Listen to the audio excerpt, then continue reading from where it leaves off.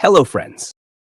In today's video, we are going to cover Macbeth, a tragic play written by William Shakespeare around 1606 during the Jacobean era, part of the English Renaissance.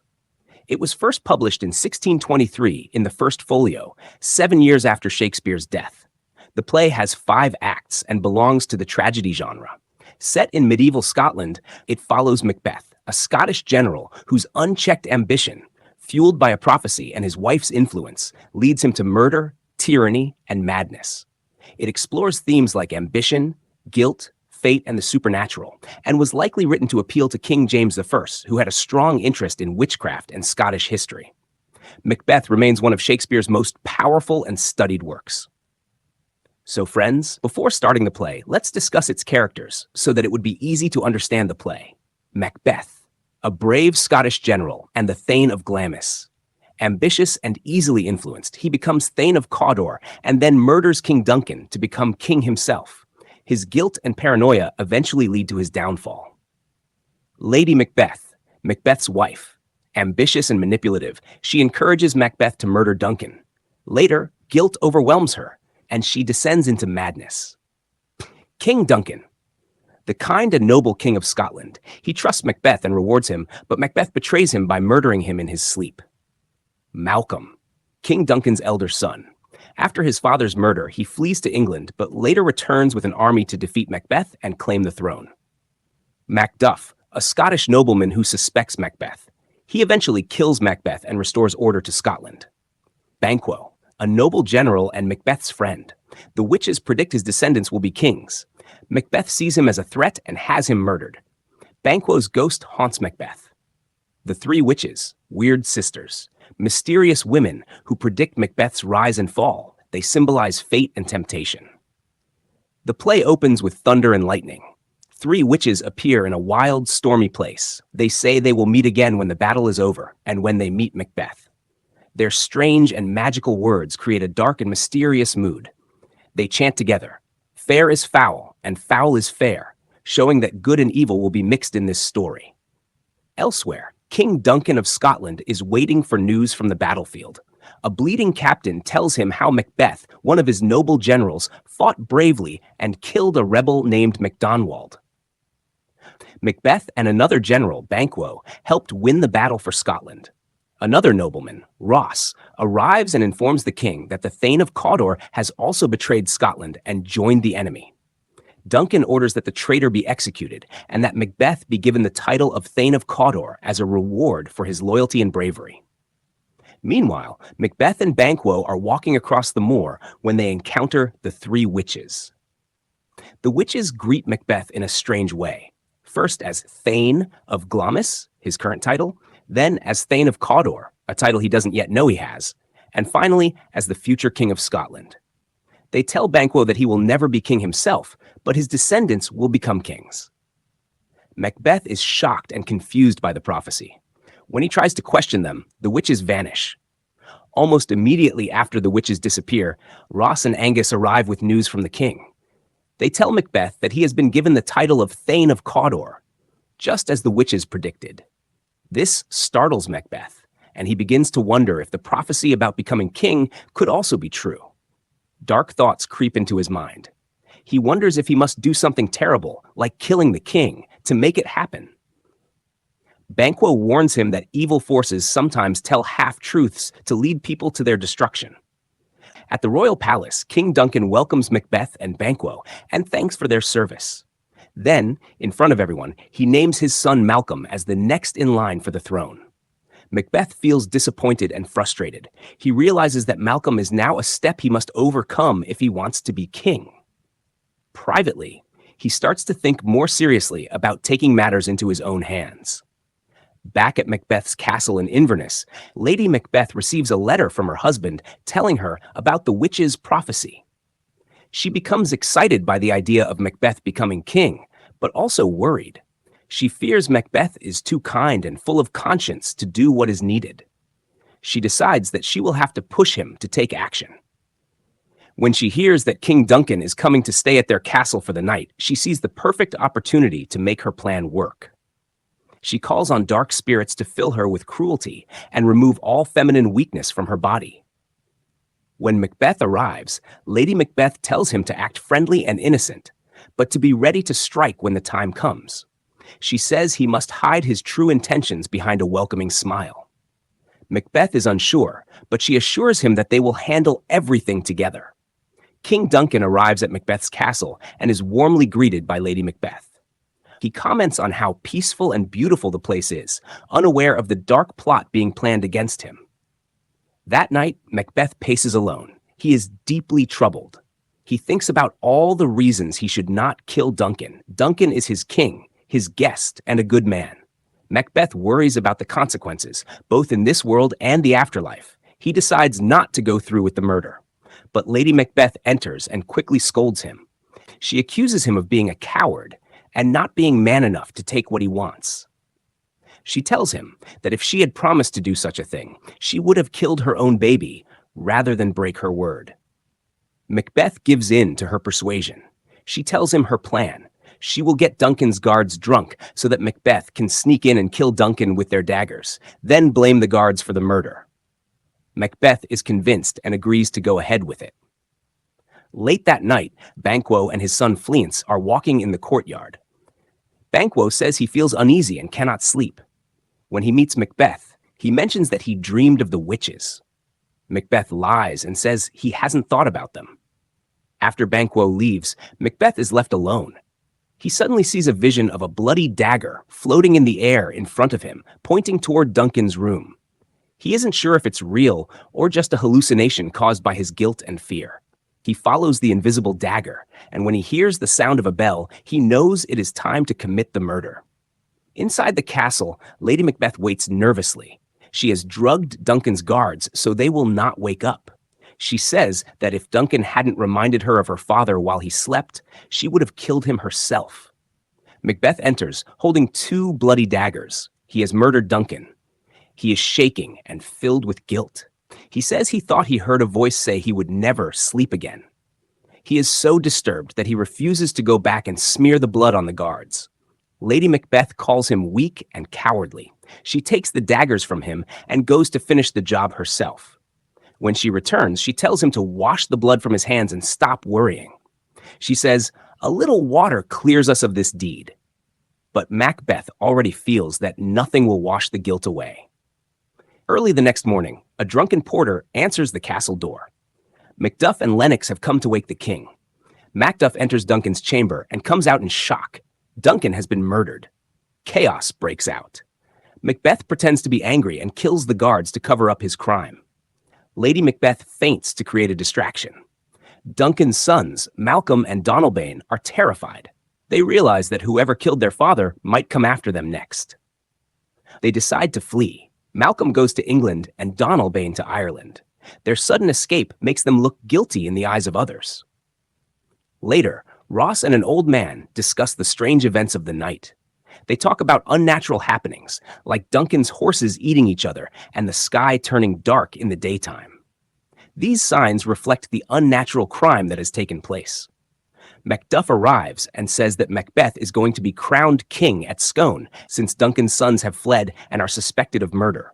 Ross leaves to attend the coronation, but Macduff does not go. He is already starting to doubt Macbeth. And so Macbeth becomes king, just as the witches said. But his path to the throne is stained with blood. His heart is no longer at peace, and the guilt has already begun to haunt both him and Lady Macbeth. The rise of Macbeth is complete, but it has come with a terrible price. Now that Macbeth is king, he should feel secure and happy, but he doesn't. Instead, he is worried and afraid. He remembers the witch's prophecy not only for himself, but for Banquo. They said Macbeth would become king, but Banquo's descendants would rule after him. Macbeth begins to feel threatened by Banquo. Even though Macbeth has killed Duncan, he now fears that everything he did was only to help Banquo's children become kings. Macbeth feels bitter. He says he has a fruitless crown, one he cannot pass on. If Banquo's children are to inherit the throne, then Macbeth believes he has killed Duncan for nothing. This thought eats away at him, and he decides Banquo must be removed. Banquo, however, suspects Macbeth. He keeps his thoughts to himself, but he remembers what the witches said. He now sees that all the witches' words are coming true. Macbeth invites Banquo to a feast that evening. Banquo politely accepts but says he must leave for a while with his son Fleance. Macbeth pretends to be friendly, but inside he feels even more worried, especially about Fleance. If Banquo's son is alive, then Macbeth's throne is still in danger. After Banquo leaves, Macbeth secretly meets with two men. He tells them that Banquo is their enemy and the cause of their problems. He says Banquo is full of pride and ambition. Macbeth carefully manipulates them, just like Lady Macbeth once did to him. He convinces the men to kill Banquo and his son. Macbeth says he cannot kill Banquo himself because they have mutual friends, and it would look suspicious. The men agree to carry out the murder, and Macbeth tells them to do it that night while Banquo and Fleance are out riding. Later, Lady Macbeth enters and tries to speak to Macbeth. She notices he is distant and worried. Macbeth tells her that their problems are not over. He says that Duncan is dead and in his grave, but they are still not safe because of Banquo and Fleance. He hints that something will happen that evening, but he doesn't tell her the details. Unlike before, he is now taking control and making decisions on his own. Lady Macbeth senses that something dangerous is about to happen, but she says nothing more. Out on a lonely road, the two murderers wait for Banquo. A third murderer sent secretly by Macbeth joins them. This shows that Macbeth doesn't fully trust anyone anymore. Soon, Banquo and Fleance appear. The murderers attack. Banquo is killed, but before he dies, he shouts to Fleance to run and take revenge. Fleance escapes into the darkness. The murderers are angry that they failed to kill both targets. They leave Banquo's body behind and go to tell Macbeth what happened. That night, Macbeth hosts a grand feast. The nobles arrive and take their seats. Macbeth greets them warmly, pretending to be a gracious king. Then the first murderer appears at the door. Macbeth quietly steps aside to speak with him. He learns that Banquo is dead, but Fleance has escaped. This news hits Macbeth hard. He tries to stay calm in front of the guests, but inside he is shaken. He realizes that his fear will continue as long as Banquo's son lives. As Macbeth returns to the feast and raises a toast, something terrifying happens. The ghost of Banquo appears and sits in Macbeth's place at the table. No one else sees the ghost, only Macbeth. He stares at it in horror. The nobles are confused. Macbeth begins to speak strangely, asking the ghost why it has come. Lady Macbeth quickly tries to control the situation. She tells the guests that Macbeth has had strange fits since childhood. She tries to dismiss his behavior and urges him to pull himself together. Macbeth tries to calm down and returns to the table, but the ghost appears again. He becomes more agitated, shouting at the ghost to leave him alone. The guests are alarmed. Lady Macbeth, embarrassed and worried, ends the feast early and asks everyone to leave. After the guests are gone, Macbeth tells Lady Macbeth that he is going to visit the witches again. He needs to know more about his future. He says he is in so deep in blood that turning back now would be as hard as moving forward. He no longer feels guilt the way he used to. He now trusts only action and violence. He is determined to hold on to the throne at any cost. Meanwhile, Hecate, the queen of the witches, appears. She is angry that the three witches gave prophecies to Macbeth without her permission. She scolds them and says that Macbeth is a selfish, arrogant man who only thinks of himself. Hecate tells them to meet Macbeth again soon and show him confusing visions that will give him a false sense of safety. She plans to make him overconfident, which will lead to his downfall. Elsewhere in the kingdom, suspicion is growing. Lennox and another lord discuss what has been happening. They sarcastically mention how convenient it was that Duncan's sons ran away just after their father was murdered, and now Banquo is dead too, and his son is gone. They hint that Macbeth may have had a hand in all of it. The Lord says that Macduff has gone to England to meet with Malcolm. Together, they plan to ask the English king for help to raise an army and free Scotland from Macbeth's rule.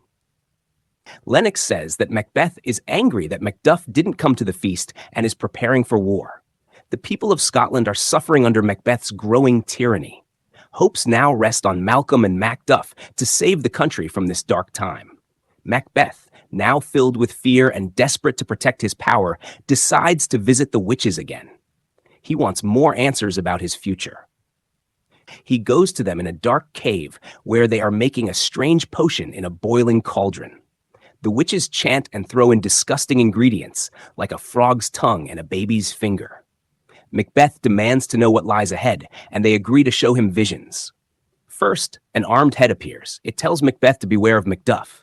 Then a second apparition appears, a bloody child, who tells him that none of woman born shall harm Macbeth. Macbeth feels encouraged by this. Then a third vision appears, a crowned child holding a tree, who tells him that he will never be defeated until Birnam Wood comes to Dunsinane Hill. Macbeth laughs at this prophecy because he knows that forests don't move. He now believes he is invincible, but he still fears Macduff. He asks the witches if Banquo's descendants will ever rule Scotland. In response, the witches show him a vision of 8 kings, all looking like Banquo. The last king holds a mirror showing more kings. Banquo's ghost is among them, smiling. Macbeth is shaken. The witches vanish, and Macbeth is left angry and afraid again. Soon after, Macbeth learns that Macduff has fled to England. He decides that from now on, he will act immediately on his thoughts, no more hesitation. Since he cannot reach Macduff, he decides to attack Macduff's castle and kill his entire family. At Macduff's home, Lady Macbeth is confused and upset that her husband has fled. She doesn't understand why he would leave them behind. Her young son tries to cheer her up and asks questions about traitors and liars. Suddenly, a messenger arrives and warns them to escape, but it is too late.